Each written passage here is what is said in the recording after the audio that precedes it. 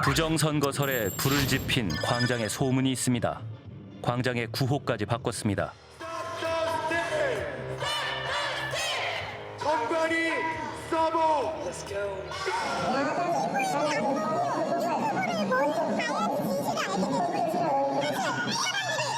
왜 계엄을 때렸을까? 의아했었어요. 근데 그게 알고 보니까 그날 진짜 군인들은 300명이 서울에 있는 한과의 거기를 갔대요. 그래서 그 중국 사람 99명 해커를 컴퓨터로 댓글 조작, 그다음에 상관이 서버 조작, 그래서 그 오키나와로 데려갔다고 그 얘기가 지금 다 돌고 있어요. 사람들 사이에. 중앙선관위 연수원에서 중국인 99명을 체포해서 90명의 중국인 해커 부대. 중국인 99명이 체포돼서 해당 내용을 보도한 언론 기사. 12월 3일 선거연수원에서 중국인 간첩 99명이 체포됐다는 내용입니다. 근거가 있는 기사일까?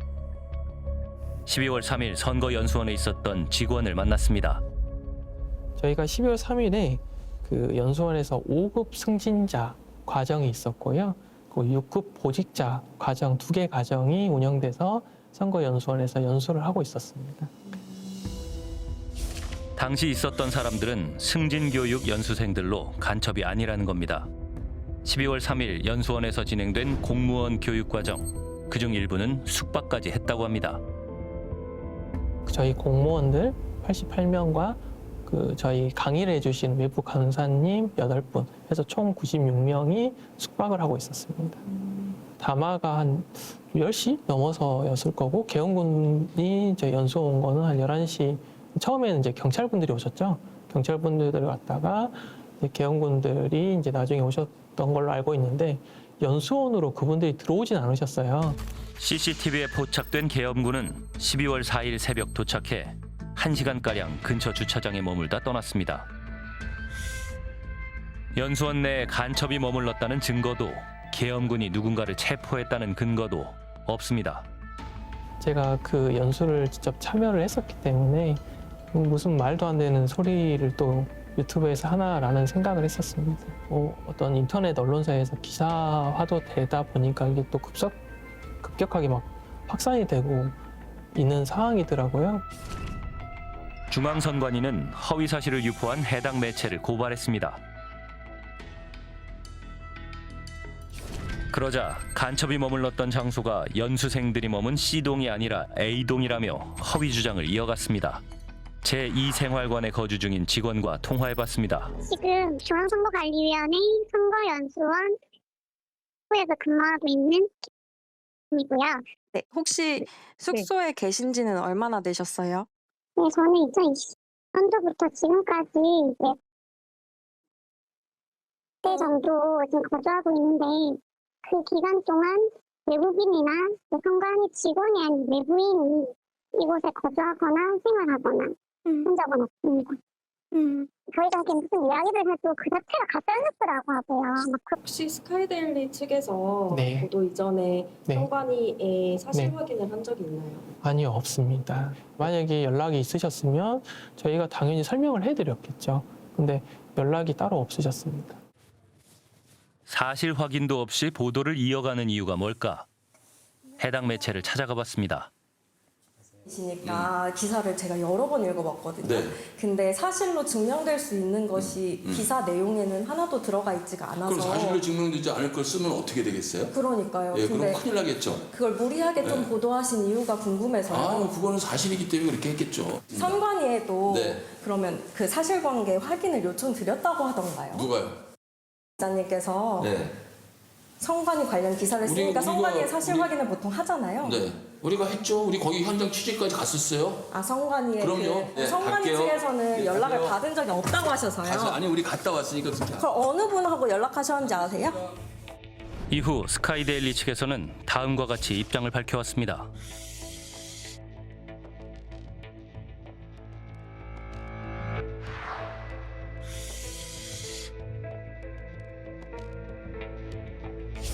해당 매체는 여전히 간첩설 관련 후속 기사를 이어가고 있습니다.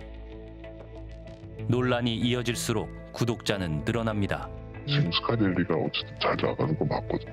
수가 확장이 엄청 돼요. 외연적으로. 그쪽 관련된 매체들은 다 지금 그런 생각을 해요. 이걸 가지고 이게 마케팅이 좋은 상황이구나 지금. 구독을 올릴 수 있는 아주 절호의 기회라고 생각하죠 지금. 조정동도 늘어난 거. 아니요. 지금 신문이 엄청 시끌어졌어요. 우리 동아일보.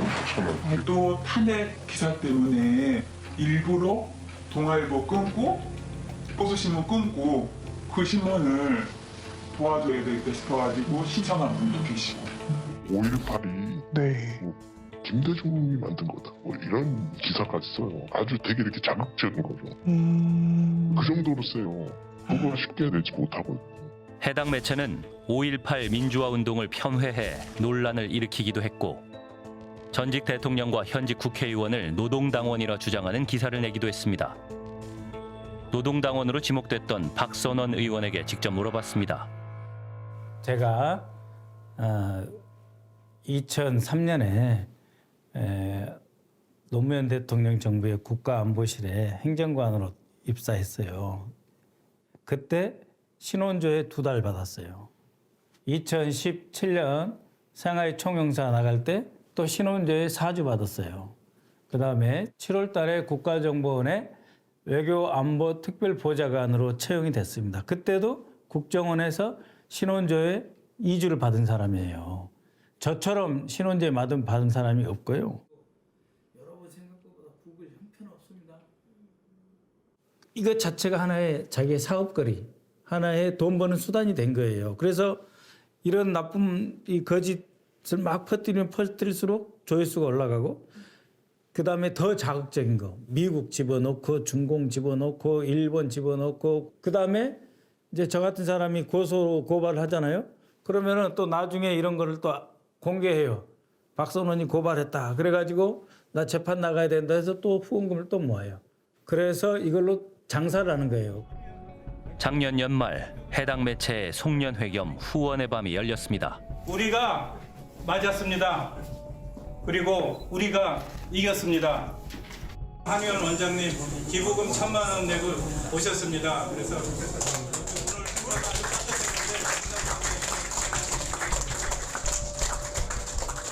선관위로부터 고발당한 기자는 환호를 받았습니다.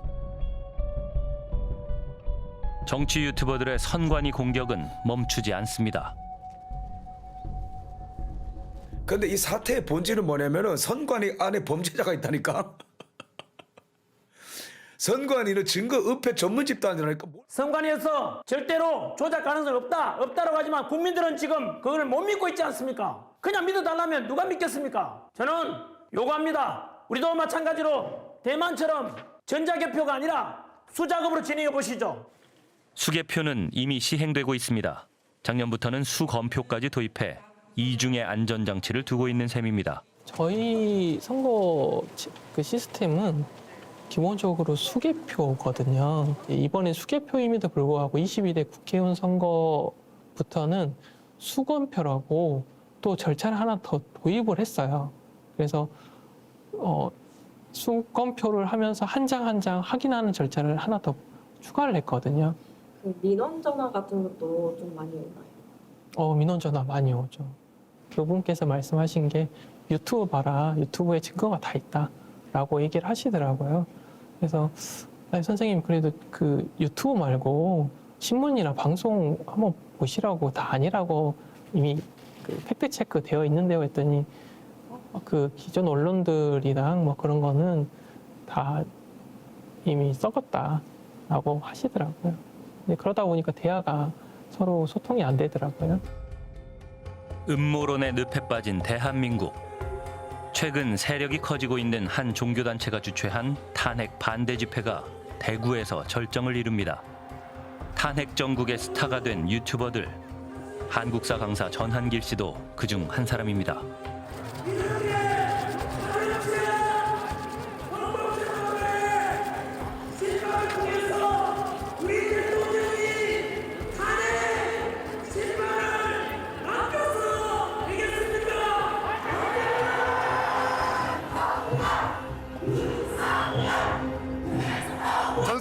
이걸 지지하는 이유가 있을까요? 내가 할 일을 대신해 주니까 그렇죠. 내가 좀 젊으면 총들고 좀 싸지기로 가겠는데 내가 늙어서 그래 못하니까. 최근 탄핵 반대로 인기를 끌고 있는 정치 유튜버도 무대에 올랐습니다. 우리는 당당히 얘기합시다. 후손들이여, 우리는 싸웠노라. 당당하게 말합시다. 김성원 씨는 군중을 향해 싸우자고 호소했습니다. 잠깐 인터뷰 괜찮을까요? 제가 지금 바로 가봐야 돼가지고 죄송합니다. 하지만 여쭤볼게요. 계속 싸우자고 말씀하시는데 예, 누구랑 죄송합니다. 싸우시는 죄송합니다. 거예요? 예. 광고하시는 건가요? 광주에도 오시면 선생님 안녕하세요. 저 PD 수첩의 박혜인 PD라고 하는데요. 전한길 씨의 인기는 경호원의 보호를 받아야 될 정도였는데요. 최근 그가 주장한 부정선거설에 대해 정식 인터뷰를 요청했지만 그는 답변을 하지 않은 채 걸음을 이어갔습니다. 당선과 낙선을 모두 경험한 김용남 변호사를 만났습니다. 4년 전 수원시장에 출마한 그는 개표가 완료되기 직전까지 우위를 유지했지만 최종 결과는 낙선이었습니다. 2022년 6월 지방선거에 출마했다가 약 0.5% 정도의 차이로 낙선했습니다.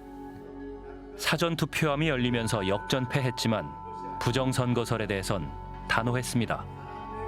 투표용지가 바뀌었다 내지는 선거권이 없는 사람이 대리투표를 했다, 사전투표함이 바꿔치기를 당했다, 여러 가지 주장들을 하고 있는데 사실은 그 주장 하나하나가 한두 사람의 힘으로는 될 수 없는 거거든요. 근데 우리나라에서 그렇게 많은 지역에 그렇게 많은 사람이 관여될 수밖에 없는 일이 정말로 벌어졌다면 지금까지 몇 년째 비밀 유지가 될까요? 저는 기본적으로 불가능한 일이고, 더군다나 그런 잘못된 일이 벌어지도록 우리나라 시스템이 그렇게 허술하지도 않습니다.